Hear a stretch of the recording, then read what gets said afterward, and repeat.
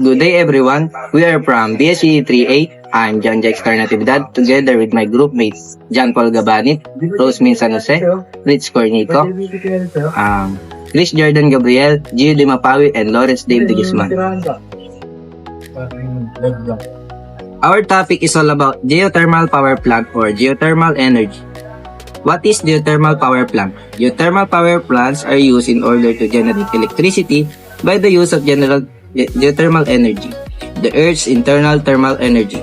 They essentially work the same as coal, solar thermal, or nuclear power plant. The main difference being the heat source. So, yung geothermal power plant daw ay isang uri ng planta na gumagawa ng kuryente gamit ang init na nagmumula sa ilalim ng lupa, na tinatawag na geothermal energy. Halos pareho ang paraan ng paggawa nito ng kuryente sa ibang power plant tulad ng coal o nuclear power plant. Ngunit ang pagkakaiba nito ay ang pinanggagalingan ng init. Working principle. There is a natural source of power found below the surface of the earth that has been around for centuries. Underground, far below us, there are pools of water heated by magma or molten rocks. These pools of water make up of our geothermal reservoir, harnessing the power of the Earth's temperature to power. Heat or cool our homes and businesses is the essence of geothermal power. Sa ilalim ng lupa ay may mga imbakan ng mainit na tubig na pinapainit ng magma. Dahil sa sobrang init, ang tubig ay nagiging singaw at ang singaw na ito ay dinadala pataas sa ibabaw na ginagamit upang paikutin ng turbine generator. Kapag umiikot ang turbine, nakakagawa ito ng kuryente na maaaring gamitin sa mga bahay at negosyo. Sa madaling salita, ginagamit ng geothermal power plant ang natural na init ng mundo upang makagawa ng kuryente. So, dito naman tayo sa ranking of largest geothermal plants worldwide. And yung measurements dito ay measured in megawatts. First, we have the geysers located sa United States. Ang power generated niya ay 1,205 megawatts. Second is Larderalia na located sa Italy at power generated niya ay 769 megawatts. Third is Carrero Prista sa Mexico na merong 720 megawatts. And fourth is Macban na located dito sa atin sa Pilipinas na merong 458 megawatts capacity. At next is Konong Salak in Indonesia na merong 377 megawatts. And next is Salton Sea na located sa United States na merong 340 megawatts. And next doon is yung Kizildere na located sa Turkey na merong 330 megawatts. And next doon is Sarulia na located sa Indonesia na meron din 330 megawatts capacity. And next doon is yung Hellishady sa Iceland na meron 303 megawatts. And lastly is Tiwi na located din sa atin dito sa Pilipinas na meron 289 megawatts. So dito naman tayo sa top 10 geothermal countries na installed capacity na in megawatts na may total na 14,369 megawatts. So una sa listahan ay ang United States na merong 3,591 megawatts. Next is Indonesia na merong 1,948 megawatts. At pangatlo ay ang Pilipinas na may 1,868 megawatts. Pang-apat ay Turkey na merong 1,200 megawatts. At panglima is New Zealand na merong 1,005 megawatts. So, next naman ay Mexico na merong 951 megawatts. Italy na may 944 megawatts, Iceland na may 755 megawatts, Kenya na merong 676 megawatts, Japan na merong 542 megawatts, at lastly, yung others na merong 889 megawatts. So guys, din na makikita natin sa picture ang actual photo ng Macban Geothermal Power Plant na located dito sa atin sa Pilipinas. Yung mga usok na nakikita nyo na lumalabas ay mga excess steam. So hindi sila nagkakos ng pollution. Next photo naman is makikita natin dito yung pinakamalaking geothermal power plant sa buong mundo na the geysers na located sa United States.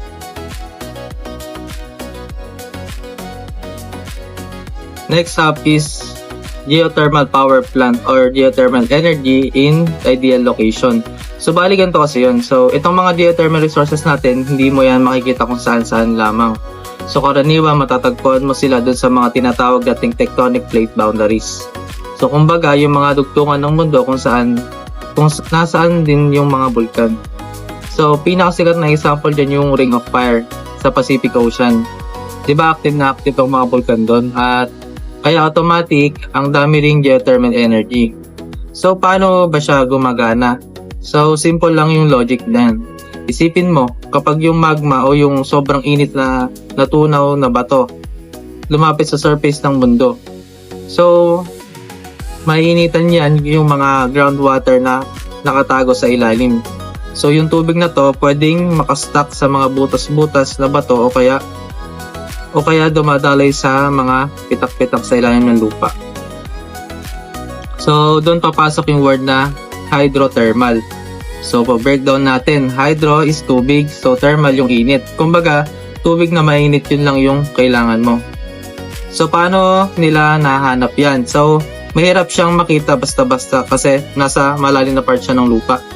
Hindi mo siya mapapansin sa surface lang, kaya ang ginagawa ng mga geologists, nag-aaral sila ng iba't ibang methods para mapakita yung pinaka-effective talaga ay yung pag-drill ng well. Bubutas sila ng malalim tapos i-test nila yung mga temperature sa baba. So pag sobrang init, ayun, yun na yung geothermal savior doon. So dito naman sa mga picture na to sa slide 9 at 10, pinapakita lang dito yung mga example ng geothermal. So dito, tingnan nyo tong pictures na to. So ito yung tinatawag na hydrothermal picture. So mapapansin nyo may singaw o usok na lumalabas sa lupa. So itong mga to, sila yung mga pasikat na part ng geothermal energy. So isipin nyo yung init sa ilalim ng mundo. Naghahanap ng labasan kaya nagkakaroon tayo ng geyser o kaya yung hot springs. Pero tandaan nyo ha, karaniwan yung mga malalaking geothermal reservoirs nasa sobrang lalim talaga sa ilalim ng lupa, kaya hindi natin sila nakikita basta-basta sa surface. So next naman ay yung working principles or dry steam power plant. So bale dito yung pag-uusapan natin yung sa dry steam plants. So ito actually yung pinaka-common na type ng geothermal plant. So mga kalahati ng mga planta sa mundo ay ganito yung mga setup. So paano siya nagwo-work? So sa sobrang straightforward lang nito. Imbes na duman sa maraming proseso, yung mainit na singaw o yung steam galing sa ilalim ng lupa, dadaan lang sa mga tubo. So tapos yung steam na yon, idedirekta niya agad sa mga turbines. So isipin nyo na lang yung turbine na pang electric fan ha, na kapag hinipan ng malakas na steam, iikot siya. So pag umikot na yung turbine na yun yung magpapagana sa generator para makagawa ng kuryente. So ano yung mangyayari sa steam after nun? So hindi siya basta-basta itatapon lang. So after niya mapaikot yung turbine, dadaan sa cooling process para maging tubig ulit or mag-condense. So tapos babalik din siya sa ilalim ng lupa gamit yung tinatawag na injection well. So kumbaga yung recycling lang siya, kukuha ng init, gagawing kuryente, tapos babalik yung tubig sa baba para maulit yung cycle. Tapos napakalinis sa proseso lang nito, di ba? So dito naman sa picture na to or sa diagram to, pinapakita kung paano gumagana yung planta. So dito sa diagram, mas malinaw natin makikita kung paano kinukuha yung kuryente. So sa production well, so bali dito, kukunin yung mainit na singaw or yung steam diretso galing sa ilalim. So next is yung turbines. Yung sa steam na yan, aakyat siya sa mga tubo para paikutin tong mga turbines natin. So pag umikot na yan, gagana na yung generator para magka-electricity. Next is condenser. After paikutin yung turbine, papalamigin yung steam at i-condense para maging tubig siya ulit. So injection well. So ito naman yung pinaka-importante para sa environment. So yung tubig, ibabalik natin sa ilalim ng lupa via injection well para hindi maubos yung supply sa reservoir. So kumbaga, paikot-ikot lang siya, kaya mas safe, mas sustainable pa. Next is working principles of flash steam power plant. Flash steams differ from dry steam because they pump hot water rather than steam directly to the surface. These flash steam plants pump hot water at a high pressure from below the earth into a flash tank on the surface. The flash tank is at much lower temperature, causing the fluid to quickly flash into steam. The steam produced powers the turbines. The steam is cooled and condenses into water, where it is pumped back into the ground through the injection. So next is the flash steam power plant diagram. So by looking at this picture, si hot water is being harnessed from depth within the ground. Because of sudden change in temperature and pressure upon reaching the surface, it will automatically turn into the steam or into a steam. And yung steam na yun is being coupled to a generator, and yung generator yung nagko-convert or nagki-create ng electrical energy. So here is another illustration of the flash steam power plant. So ulitin lang natin yung naging process. Si water is being extracted 2 to 3 kilometers below the ground. So it is called a brine. So brine is a water na merong asin or salt. So hindi naman kasi lahat ng water is nako-convert into a steam. Some of it is nananatili siyang tubig. And yung water na yon is napapump or napupunta ulit sa ating injection well. And the process goes into cycle. So para naman sa part ng tubig na nagiging steam, pupunta siya doon sa ating steam sensor or turbines and to its generating facility. So also, those steam will be condensed and it will goes back again into injection well. So, ito naman ngayon yung last type ng geothermal power plants. Which is yung binary cycle power plant. So, pag sinabi naman natin binary cycle power plants, yung main difference niya is yung water or steam na nakakollect niya below the earth is hindi nagkakaroon ng direct contact sa turbine. Instead, yung water from geothermal reservoir is pumped through a heat exchanger chamber where it hits a second liquid like isobutene. The second liquid is heated into steam, which powers the turbines that drives the generator. So this is how binary cycle power plants work. Unlike two other geothermal power plants, yung binary cycle, yung na-harness niya na hot water deep within, hindi siya yung nagkakaroon ng direct contact sa turbine. Instead, napupunta yung hot water na yun sa heat exchanger chamber, kung saan mayroong certain liquid. And yung example ng liquid na yun is yung tinatawag nating isobutene. Yung isobutene is mas mababa yung boiling point niya compared to water, kaya mas mabilis siyang mag-evaporate. And yung steam na nakikreate na yun, yung nagpapaikot sa turbine na nakakonect sa generator. And the excess steam will be cooled and mapupunta ulit siya sa heat exchanger chamber. So when it comes to construction cost, yung geothermal power plants is mahal talaga. Pero yung maintenance niya is mura lang dahil nga renewable resources yung ginagamit sa kanya.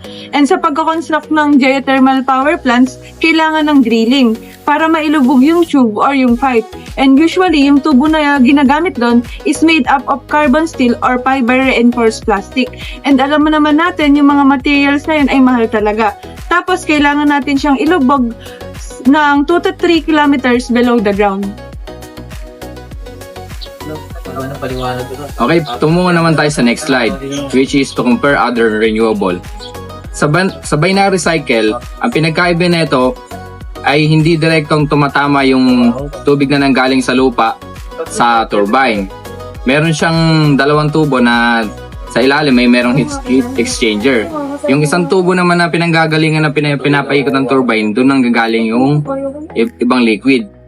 yung liquid na yun, maaaring mas mataas yung boiling point niya kaysa sa tubig para mas mabilis natin itong mapainit at maging steam. Tapos ayun, iikot yon sa turbine. Tapos yung liquid na nagamit na yon, bumabalik lang ulit siya sa heat exchanger pagka nagamit na. Tapos gaya din yung sa nagamit natin sa nanggaling sa lupa, bumabalik lang din siya. Tapos, sa yung second liquid na yun, gaya na sabi ko na nagiging steam, ayun yung nagge-generate ng turbine na napupunta sa generator. Tapos, the hot water from the earth is recycled into the earth through the injection well. Tapos yung susunod na liquid naman, ayun nga, bumabalik lang nga siya. Okay, tumungo naman tayo sa advantage ng geothermal power. Ang geothermal power ay sustainable at consistent pagganahin. At ang geothermal energy ay renewable din.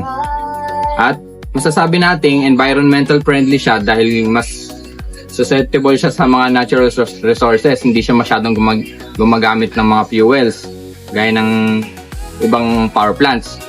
And geothermal is consistent din paanda rin. Kaya na itong magpaanda rin 24/7 sa kahit anong panahon at kahit anong mga kondisyon ng klima. Tumungo naman tayo sa disadvantage ng geothermal power.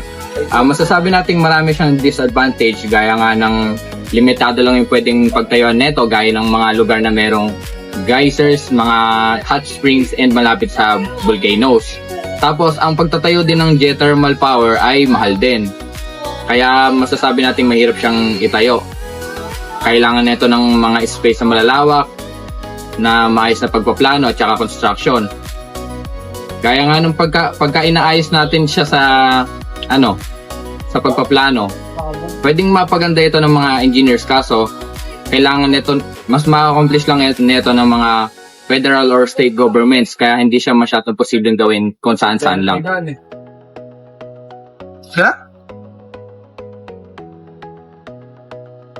So, in summary, ang geothermal power plant ay isang uri ng power plant na gumagamit ng init mula sa loob ng mundo o geothermal energy upang makagawa ng kuryente.